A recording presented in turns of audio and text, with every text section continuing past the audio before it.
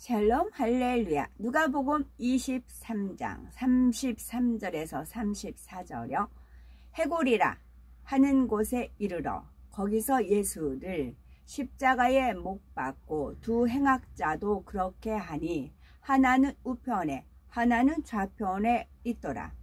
이에 예수께서 이르시되 아버지 저들을 사하여 주옵소서. 자기들이 하는 것을 알지 못함이니이다 하시더라. 그들이 그의 옷을 나누어 제비 뽑을세. 누가복음 23장 42, 43.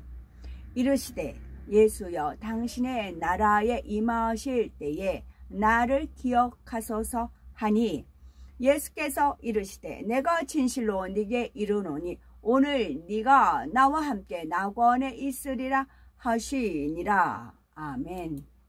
십자가의 도 15번째 가상칠언입니다.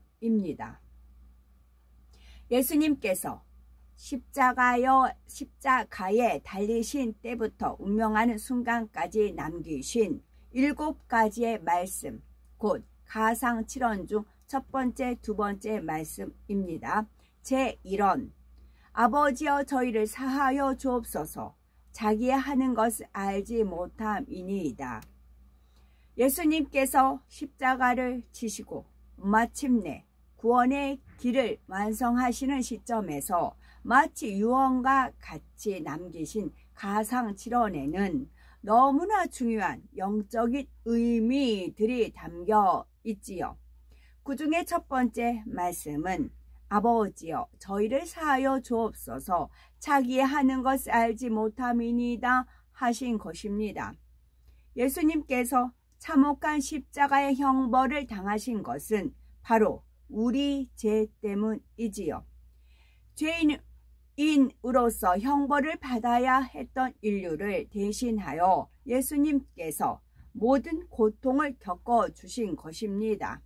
이런 사실을 알지 못하는 군중들은 마치 예수님을 흉악한 죄인인 것처럼 멸시하고 조롱했습니다. 로마 군병들 또한 죄인에게 하듯이 예수님을 거칠게 대하며 잔인하게 십자가에 못 박았지요. 그러나 예수님은 그들을 원망하거나 저주하신 것이 아니라 그들을 사해 주시라는 중보의 기도를 올리셨습니다.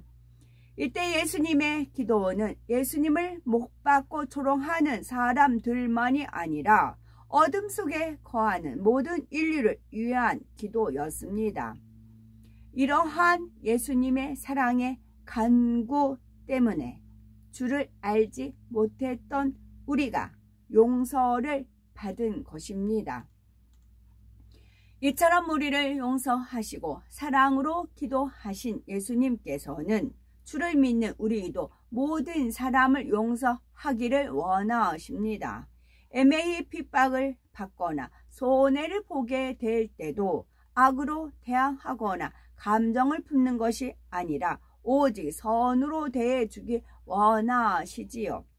마태복음 5장 44에서 45절에 너희 원수를 사랑하며 너희를 핍박하는 자를 위하여 기도하라. 이같이 한즉 하늘에 계신 너희 아버지의 아들이 되리니 이는 하나님이 그 해를 악인과 선인에게 비추게 하시며 비를 의로운 자와 불의한 자에게 내리우심이니라 하셨지요.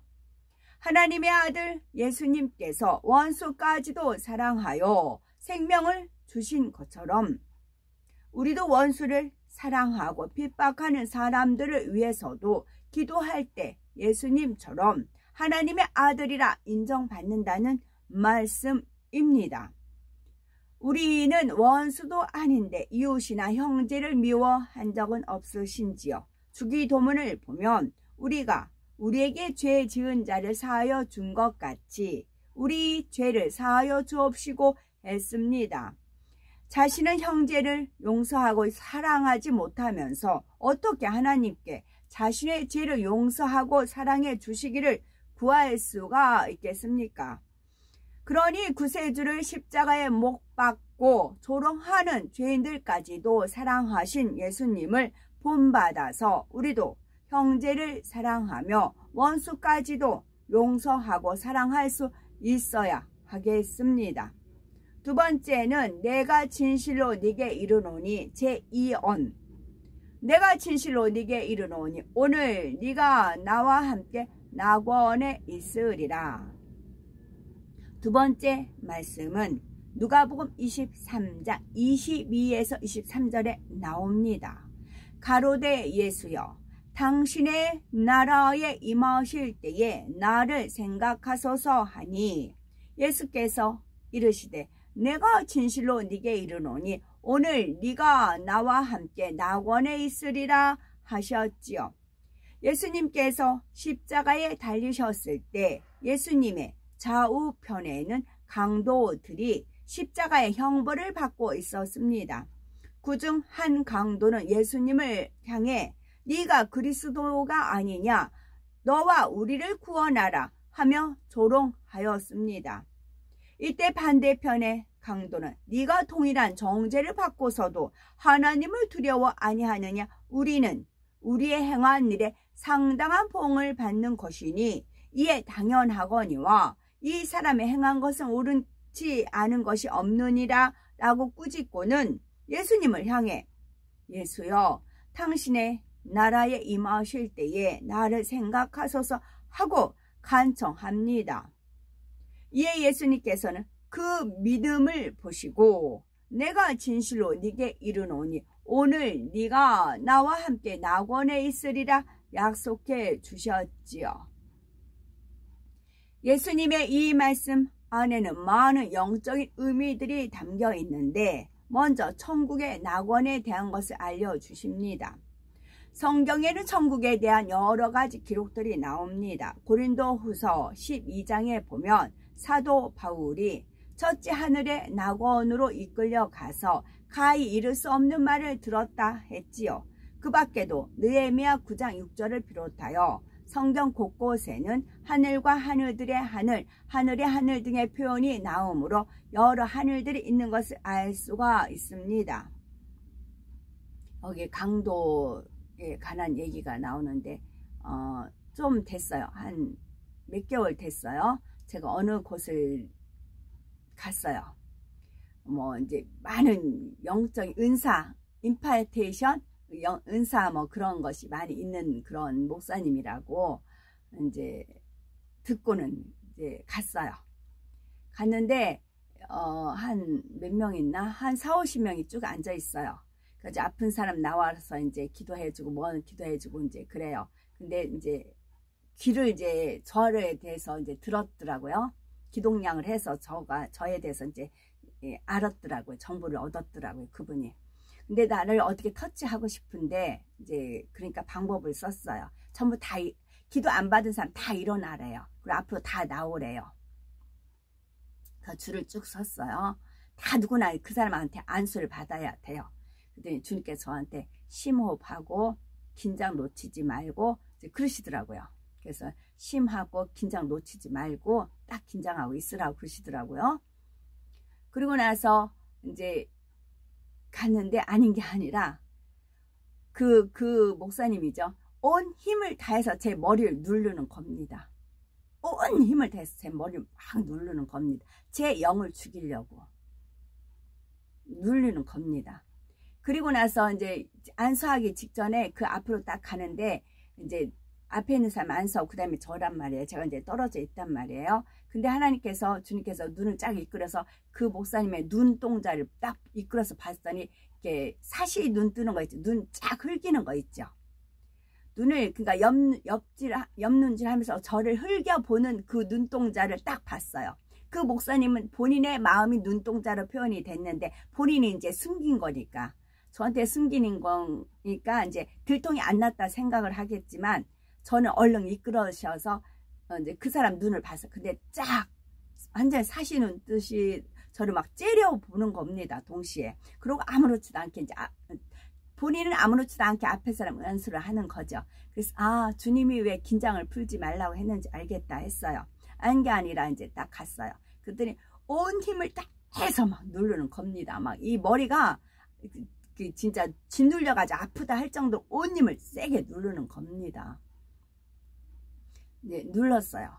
그리고 나서 이제 통과하고 이제 좀 한 두세 번 갔어요. 또 한 번은 그 사람이 이제 저는 또 거기에 또 알곡도 있으니까 열심히 찬양 나오면 온 힘을 던져서 이제 저는 찬송하고 하니까 막 불이 막 이렇게 일어났습니다. 불이 일어나니까 이 목사님 그 영적인 걸 아니까 이 불이 임하는 건 알아요. 그러니까 자기 옷을 벗어가지고 휙 던져요. 한 사람이 툭 던지고, 그럼 그 사람 받아주면 휙 또 탁 던지고, 옷을 벗어 휙 던져요. 그래서 저는 이 사람이 던지니까 뒷걸음질 계속 쳤어요.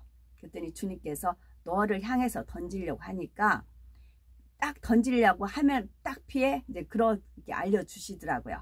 그래서 이 사람이 딱 이렇게 옷을 휙 들어마서 이제 그러니까 양복 우악이에요. 그걸 휙 던져서 이제 던지고 저한테 던지려고 겨냥을 딱 저를 딱 보더니 저를 맞추려고 딱 던지려고 해요. 근데 이미 저는 주님한테 사인을 받았어요. 그래서 긴장을 하고 딱 던지려면 휙 이제 피하려고 준비하고 딱 있었어요. 그러니까 또 이제 낌새가, 그러니까 영을 알아본다는 말도 있잖아요. 양신 역사를 받는 분이에요.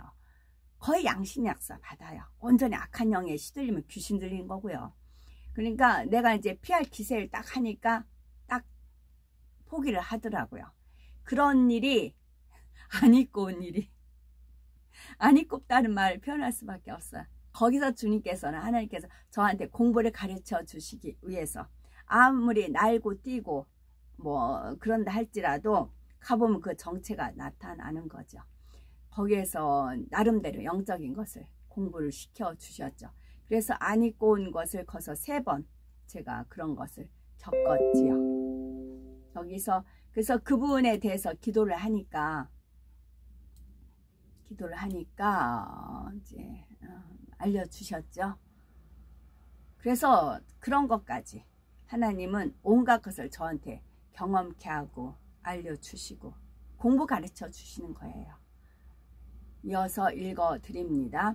예수님의 이 말씀 안에는 많은 영적인 의미들이 담겨 있는데 먼저 천국의 낙원에 대한 것을 알려주십니다. 성경에는 천국에 대한 여러 가지 기록들이 나옵니다. 고린도후서 12장에 보면 사도 바울이 셋째 하늘의 낙원으로 이끌려 가서 가히 이룰 수 없는 말을 들었다 했지요.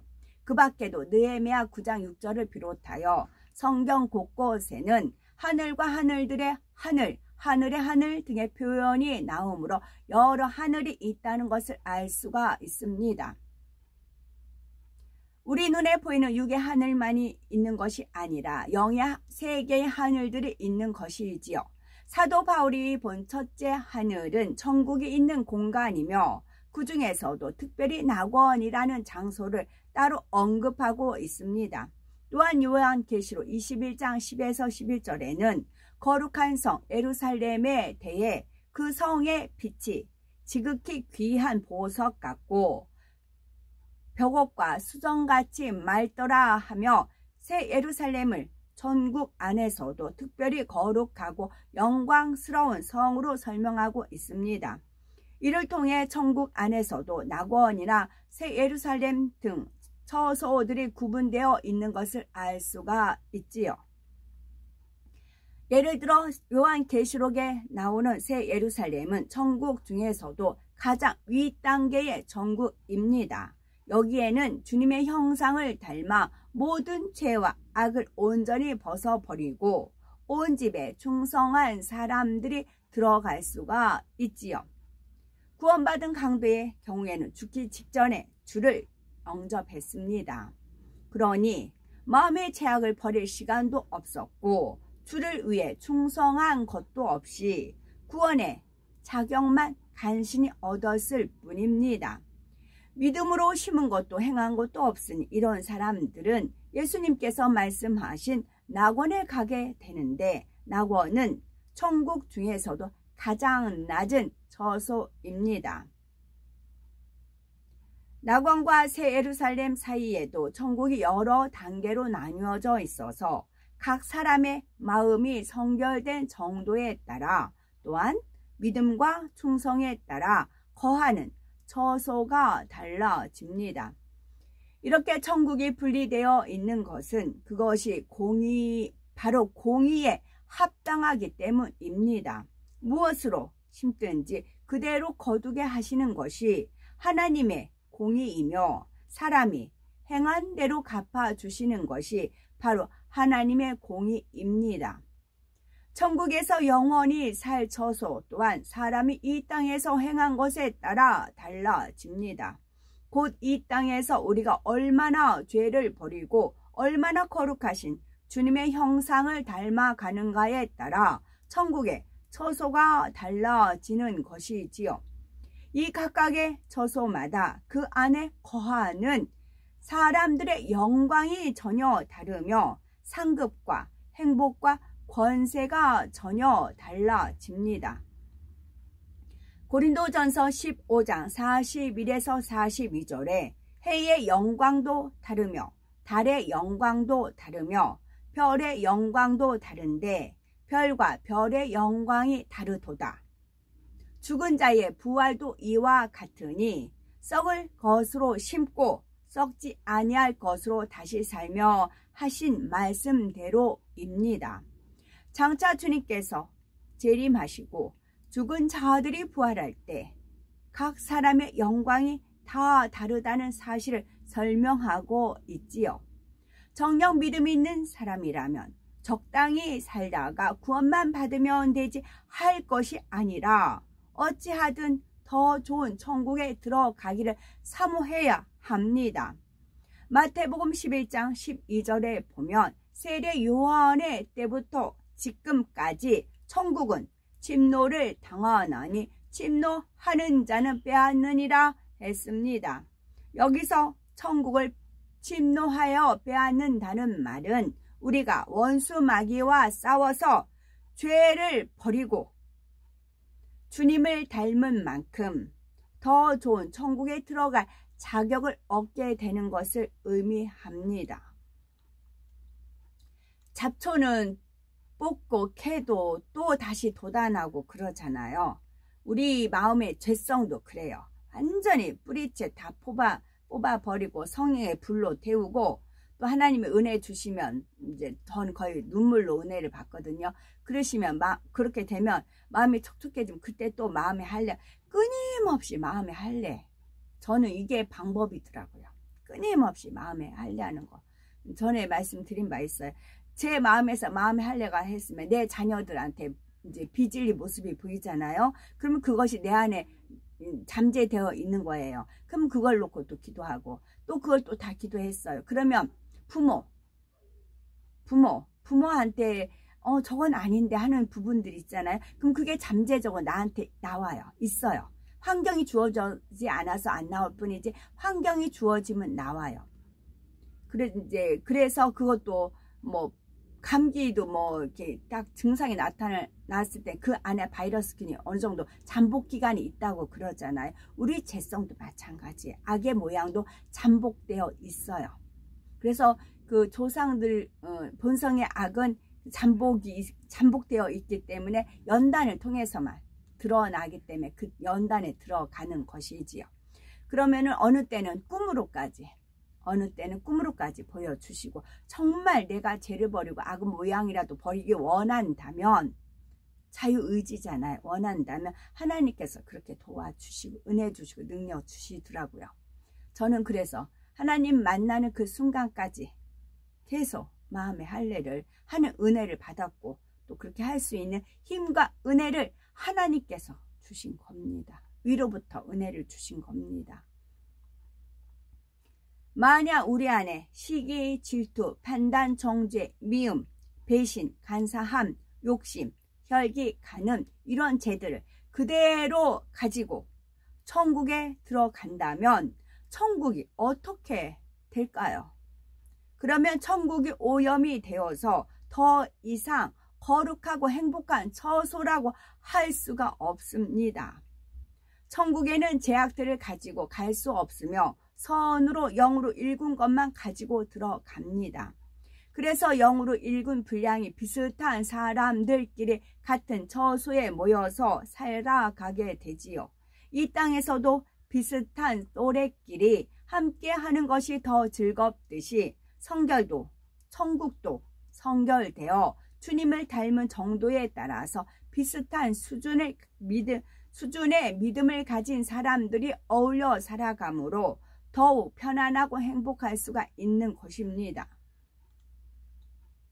예수님께서는 강도에게 오늘 네가 나와 함께 낙원에 있으리라 말씀하셨습니다. 이 말씀은 예수님께서도 낙원에 가신다는 의미는 아닙니다.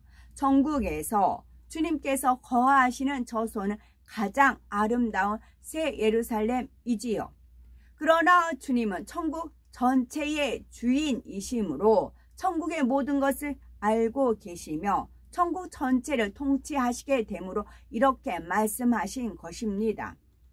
여기서 오늘이라는 것은 십자가에 달리신 바로 그날 예수님께서 낙원에 가신다는 말씀이 아닙니다. 강도가 믿음으로 구원받아 하나님의 자녀가 되었으니 바로 그 시점부터는 그가 어느 곳에 있든지 주님께서 함께 하신다는 의미이지요. 우리도 주를 영접하고 구원받은 그 날로부터 주님께서 우리를 항상 기억하시며 함께해 주십니다. 그러면 십자가에 운명하신 바로 그날, 즉 금요일에 예수님께서는 어디로 가셨을까요? 이에 대해 마태복음 12장 40절을 보면 인자도 밤낮 사흘을 땅속에 있으리라 하셨고, 에베소서 4장 9절에 보면 그리스도께서 땅 아래 곳으로 내리셨다 설명하고 있습니다. 또 베드로전서 3장 19절에 보면 저가 또한 영으로, 영이에요, 영. 저가 또한 영으로 옥에 있는 영들에게 전파하시니라 했지요. 예수님께서는 십자가에 운명하신 후에 낙원이 아닌 옥에 있는 영들에게 가셔서 복음을 전파하셨다는 것입니다. 여기서 옥에 있는 영들은 바로 예수님께서 십자가를 지고 구세주가 되시기 전에 죽은 영혼들 중에서 구원받을 수 있는 영혼들을 의미합니다. 하나님의 사랑을 알며 이 말씀을 잘 이해하실 수가 있습니다. 우리가 구원받기 위해서는 오직 예수 그리스도를 믿음으로 제사함을 받아야 합니다. 사람들이 나름대로 아무리 선하게 살았다고 해도 모두가 원죄를 타고난 죄인이며 율법대로 행하지 못하고 자범죄를 범하게 되지요. 예수 그리스도의 보혈만이 우리를 모든 죄에서 깨끗하게 하고 구원의 길을 열어주실 수 있는 것입니다. 그러면 예수님께서 오시기 전에 예수 그리스도를 알지 못하고 죽은 사람들이나 예수님 이후에도 복음을 한 번도 듣지 못해서 믿지 못한 사람들은 다 지옥으로 가야 할까요? 그렇지 않습니다. 하나님은 공의의 하나님이시며 모든 사람이 구원에 이르기를 원하십니다. 그러므로 비록 주님 이전의 사람들이나 복음을 듣지 못한 사람들을 위해서도 예수 그리스도로 인해 구원받을 길을 예비해 놓으신 것입니다. 복음을 전혀 듣지 못한 사람들 중에도 선한 마음 가운데 창조주를 인정하고 선하게 살아가는 이들이 있습니다. 로마서 2장 14에서 15절에 보면 율법 없는 이방인이 본성으로 율법의 일을 행할 때는 이 사람은 율법이 없어도 자기가 자기에게 율법이 되나니 이런 이들은 그 양심이 증거가 되어 그 생각들이 서로 혹은 송사하며 혹은 변명하여 그 마음에 새긴 율법의 행위를 나타내느니라 했습니다. 이처럼 사람에게는 누구에게나 양심이 있어서 선한 사람은 하나님을 알지 못한다 해도 양심의 소리를 쫓아 살아갑니다. 악에 물들지 않으려고 애쓰며 나름대로 선하게 살기 위해 노력하는 것이지요. 자기 욕심을 쫓아서 헛된 우상이나 귀신을 숭배하는 것이 아니라 막연하게 남아 한 분이신 조물주를 인정하며 사람의 도리를 쫓아 살아갑니다. 만약 이런 사람이 복음을 들었다면 당연히 예수 그리스도를 주로 영접했을 것입니다. 반면에 아무리 선하게 보인다 해도 복음을 듣고도 믿지 않은 사람은 그 양심이 악하여 구원받을 수가 없는 사람인 것이지요. 사람은 다른 사람의 양심을 밝히 알 수 없지만 전지전능하신 하나님께서는 모든 사람의 마음과 행위를 아십니다. 따라서 예수님께서 오시기 이전의 사람들 중에서도 만약 복음을 들었다면 믿었을 만한 양심을 구별해 내실 수 있는 것입니다. 이것이 바로 양심 심판입니다. 하나님께서는 이처럼 양심 심판에 의해 구원받을 수 있는 사람들의 영혼을 예수님께서 구세주가 되실 때까지 윗음부에 머물면서 안식하게 하셨습니다. 주님 이전의 구약시대에 하나님의 말씀대로 살아서 구원받은 영혼들도 윗음부에 머물고 있었지요. 누가복음 16장에 보면 부자와 거지 나사로의 비유가 나옵니다. 하나님의 말씀대로 살지 않은 부자는 죽어서 음부의 불 속에서 고통을 받게 되지만 하나님을 경외하던 나사로는 아브라함의 품에서 안식을 누리지요. 이때 부자가 고통받고 있는 곳은 아래 음부이고 나사로가 안식하는 것은 윗 음부입니다. 아래 음부는 어둠의 영역으로 지옥의 일부이며 윗 음부는 천국과 마찬가지로 빛에 속한 영역이지요. 예수님께서는 십자가에 운명하시는 옥의 영들 곧 윗 음부의 영혼들을 찾아가셨습니다. 사도행전 4장 12절에 다른 이로서는 구원을 얻을 수 없나니 천하 인간의 구원을 얻을 만한 다른 이름을 우리에게 주신 일이 없음이니라 하는 말씀대로 그들에게도 구원의 길이 되신 예수 그리스도를 전파하셔야 했던 것이지요. 바로 이때 윗음부에 있던 영혼들도 예수님을 구세주로 영접하여 모든 죄를 사함받을 수가 있었고 구원을 얻은 것입니다. 예수님께서는 십자가에 달려 운명하시는 마지막 순간까지도 모든 인류를 위한 사랑의 강구를 하시고 주를 영접한 강도에게 구원을 약속하시며 천국에 대한 소망의 말씀을 주셨습니다. 예수님께서는 오직 우리를 구원하여 천국으로 인도하시기를 간절히 원하셨던 것입니다.